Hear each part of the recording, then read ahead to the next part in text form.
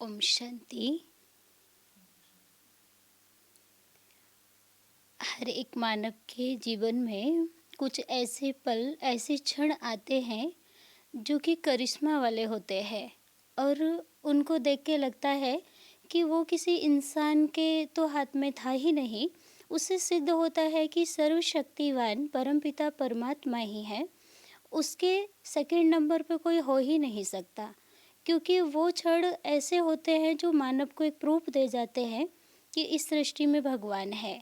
कुछ ऐसा ही हमारा अनुभव है।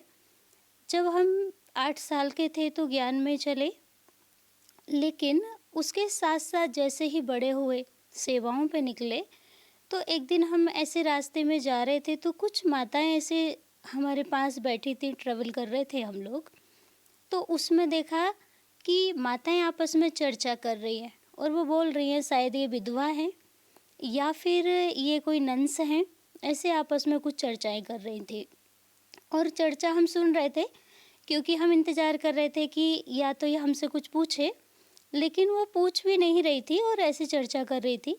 तो फिर हमने अपने उससे बताया कि नहीं, हम वो नहीं है, संस्था का पूरा परिचय दिया और फिर उनको कोशिश किया समझाने की, लेकिन वो नहीं समझी और कहने लगी कि भगवान कोई ऐसे जीवन को सिद्ध करता है क्या, या जीवन को सफल बनाता है क्या। तो फिर उस दिन अपने आप में भी लगा कि हाँ, सही ही है जो भी है। हम भी देखेंगे कि भगवान इतना सुनता है क्या, कि जैसे दूसरों का भाई सुन लेता है या पति सुन लेता है, ऐसे ही मेरा भगवान मेरी बात सुनता है या नहीं सुनता है। तो बहुत सारे ऐसे अनुभव हुए थे।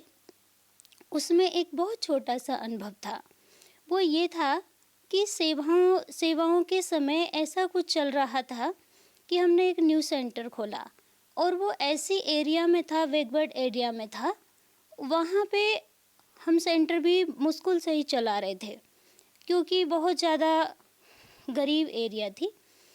तो फिर सेवाओं के चलते चलते एक दिन क्या हुआ था कि वहाँ पे बहुत दूर से कोई आ रहा था मेहमान। उन्हें पता चला यहाँ सेंटर है, लेकिन सेंटर ऐसा था कि हम कुछ उनको ज़्यादा खिला पिला नहीं सकते थे। अब हुआ क्या, उन्होंने फ़ोन किया कि हम आने वाले हैं बहन जी, सर्दी बहुत है और चाय पानी करके निकलेंगे। ठीक है, बोल दिया।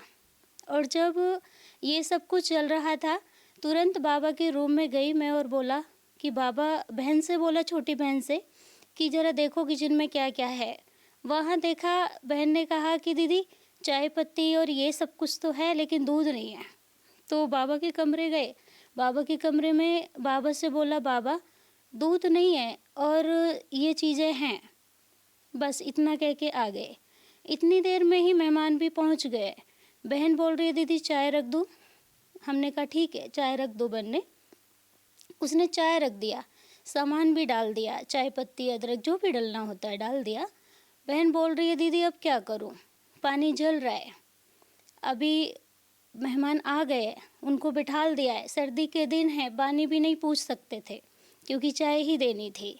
सोच रहे मानव के कारण, क्योंकि एक ये था कि धीरज का भी बांध टूट रहा था कि क्या करें। बाबा भक्ति में भी ये सुना है कि जो भी भक्त सिद्ध हुए हैं उनको भी कोई भूखा नहीं गया है उनके यहाँ से। आपका तो घर है ये, तो बड़ा इंसल्ट होगी आज।